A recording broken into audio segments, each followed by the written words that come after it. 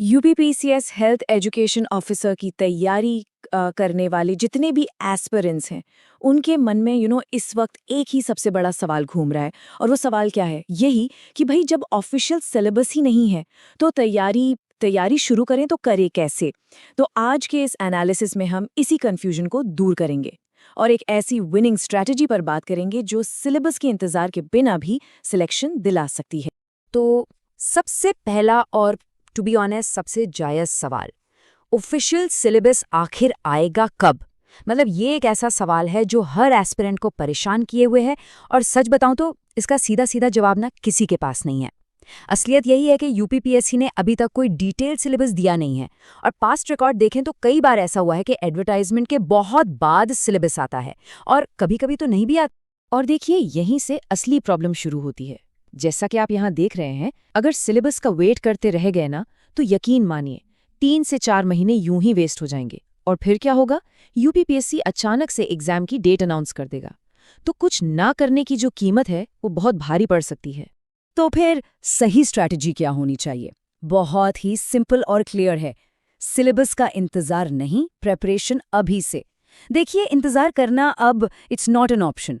Proactive होकर अभी से तैयारी में लगना ही एक सक्सेस का एक मात्र रास्ता है।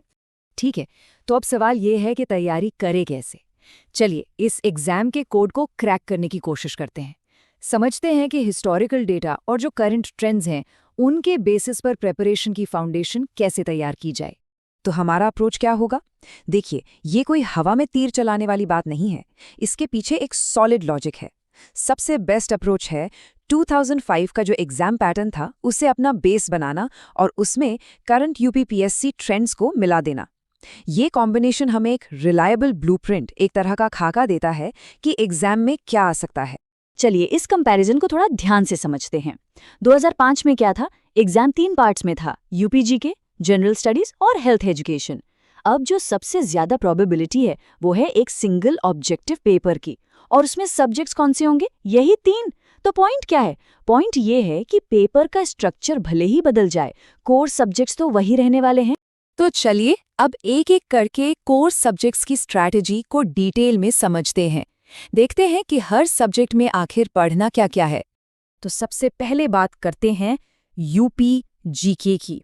और एक बात गांठ बांध लीजिए, ये सेक्शन बहुत बहुत ज़्यादा इंपॉर्टेंट है। इसे हल्के में लेने की गलती तो बिल्कुल मत कीजिएगा। यूपीपीएससी के एग्जाम्स में इसका वेटेज हमेशा से ही हाई रहा है। इसे इग्नोर करने का मतलब है सिलेक्शन की रेस से खुद को बाहर कर लेना। अच्छा, तो यूपीजीके में पढ़ना क्या है? जो की टॉपिक्स हैं वो यहाँ दिए गए हैं, जैसे उत्तर प्रदेश की हिस्ट्री, ज्योग्राफी, इकोनॉमी, पॉलिटी, ये तो बेसिक हो गया। इसके साथ साथ गवर्नमेंट और हेल्थ से जुड़ी स्कीम्स, सेंसस के डेटा और हेल्थ इंस्टीट्यूशन से जुड़े जो भी आंकड़े हैं, ये सब हाई प्रायोरिटी एरियाज हैं। अब आते हैं दूसरे पार्ट पर, जनरल स्टडीज, और इसका लेवल यूपीएससी स्टैंडर्ड का ही रहेगा। एक बात याद रखिएगा, ये वो सेक्शन है जो अक्सर कट ऑफ डिसाइड करता है। मतलब इसमें अच्छा स्कोर करना सिलेक्शन के लिए एब्सोल्युटली क्रूशियल है। अब जनरल स्टडीज में फोकस कहाँ करना है?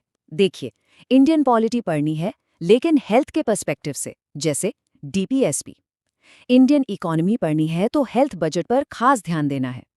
इसके अलावा एनवायरनमेंट, बायोलॉजी और सबसे ज़रूरी हेल्थ रिलेटेड करंट अफेयर्स, जैसे नेशनल हेल्थ पॉलिसी हो गई, आयुष्मान भारत, एसडीजी गोल्स, ये सब। और अब सबसे इम्पॉर्टेंट सब्जेक्ट, हेल्थ एजुकेशन। ये आपका कोर सब्जेक्ट है। सच कहूं तो ये सिलेक्शन डिसाइडर है। इस सब्जेक्ट पर जिसकी कमांड होगी, फाइनल सिलेक्शन उसी का होगा। तो हेल्थ एजुकेशन में पढ़ना क्या है? जो फाउंडेशनल टॉपिक्स हैं वो ये रहें। हेल्थ और डिजीज का कॉन्सेप्ट क्या है, कम्युनिटी हेल्थ और nutrition, maternal and child health, communicable और non communicable diseases, health education के मेथड्स जैसे आईईसी, बीसीसी और जितने भी नेशनल हेल्थ प्रोग्राम्स हैं। तो अभी तक हमने ये तो समझ लिया कि क्या पढ़ना है। अब बात करते हैं कैसे पढ़ना है। चलिए एक प्रैक्टिकल, एक्शनेबल डेली प्लान देखते हैं जो इस नॉलेज को रिजल्ट्स में कन्वर्ट करेगा। और ये रहा वो प्लान। जरा इस डोनट चार्ट को देखिए। ये 6 से 7 घंटे का डेली स्टडी प्लान है। सबसे बड़ा चंक 38% यानी करीब 2.5 घंटे हमें देने हैं हेल्थ एजुकेशन को, बिल्कुल। उसके बाद 31% यानी 2 घंटे जनरल स्टडीज को, फिर 23% यानी 1.5 घंटा यूपीजीके को, और हाँ, आखिर का जो 1 घंटा है वो डेली एमसीक्यू प्रैक्टिस और रिवीजन के लिए रखना है। अच्छा, अब बात आती है रिसोर्सेज की कि पढ़े कहाँ से। तो यहाँ एक रिकमेंडेड लिस्ट है। यूपीजीके के लिए आप लूसेंट यूपी स्पेशल या अरिहंत की बुक ले सकते हैं। जनरल स्टडीज के लिए लूसेंट जीके, बायोलॉजी के लिए एनसीईआरटी और हेल्थ फोकस्ड करंट अफेयर्स, और हेल्थ एजुकेशन के लिए कम्युनिटी हेल्थ नर्सिंग के कुछ सिलेक्टेड टॉपिक्स और इग्नो के नोट्स काफ़ी हेल्पफुल रहेंगे। एक बात और, सिर्फ थियोरी पढ़ते रहना इनफ नहीं होगा। MCQ practice is the key, और इसके लिए एक सिंपल सी स्ट्रैटेजी है। स्टेप 1, रोज कम से कम 100 एमसीक्यू सॉल्व करने का टारगेट बनाइए। स्टेप 2, हर हफ्ते एक फुल मॉक टेस्ट जरूर दीजिए। और स्टेप 3, कॉन्सेप्ट बेस्ड और स्टेटमेंट बेस्ड क्वेश्चंस पर ज्यादा फोकस कीजिए।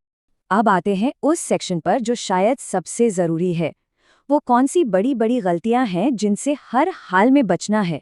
ये वो पिटफॉल्स हैं जो आपकी सारी मेहनत पे पानी फेर सकते हैं।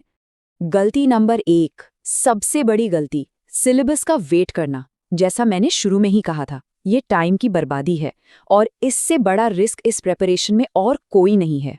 दूसरी गलती, सिर्फ हेल्थ एजुकेशन पढ़ते रहना। हाँ, ये कोर सब्जेक्ट है, नो डाउट, लेकिन कट ऑफ क्लियर करने के लिए यूपीजीके और जनरल स्टडीज, इन दोनों को बराबर इंपॉर्टेंस देनी ही होगी, वरना बात नहीं बनेगी। गलती नंबर 3, यूपीजीके को हल्के में लेना। अरे भाई, ये एक हाई वेटेज सेक्शन है, इसमें लाया गया एक एक एक्स्ट्रा नंबर आपकी फाइनल रैंक में बहुत बड़ा डिफरेंस क्रिएट कर सकता है। और चौथी बड़ी गलती है एमसीक्यू प्रैक्टिस को इग्नोर करना। याद रखिए, नॉलेज होना एक बात है और उस नॉलेज को एग्जाम हॉल में स्पीड और एक्यूरेसी के साथ अप्लाई कर पाना वो बिल्कुल दूसरी बात है, और ये प्रैक्टिस के बिना इम्पॉसिबल है। तो इस पूरे एनालिसिस का निचोड़ क्या है, सिलेक्शन का पाथ क्या है? यहाँ की टेकअवेज हैं। नंबर 1, 2005 के पैटर्न को बेस बनाइए। नंबर 2, उसमें करंट यूपीपीएससी जीएस ट्रेंड्स को ऐड कीजिए। नंबर 3, हेल्थ, एजुकेशन और यूपीजीके को अपना स्ट्रॉन्गेस्ट एरिया बनाइए। और हाँ, ऑब्जेक्टिव और थियरी बेस्ड दोनों तरह के क्वेश्चंस के लिए मेंटली प्रिपेयर रहिए। और आखिर में बस एक बात, सिलेक्शन उन्हीं का होगा जो अभी से पढ़ाई शुरू करेगा। जो इंतजार करते हैं वो इंतजार ही करते रह जाते हैं। सही स्ट्रैटेजी अब क्लियर है, रोड मैप क्लियर है, अब जरूरत है तो बस इस पर चलने की। तो अपनी तैयारी आज से नहीं, अभी से शुरू कीजिए।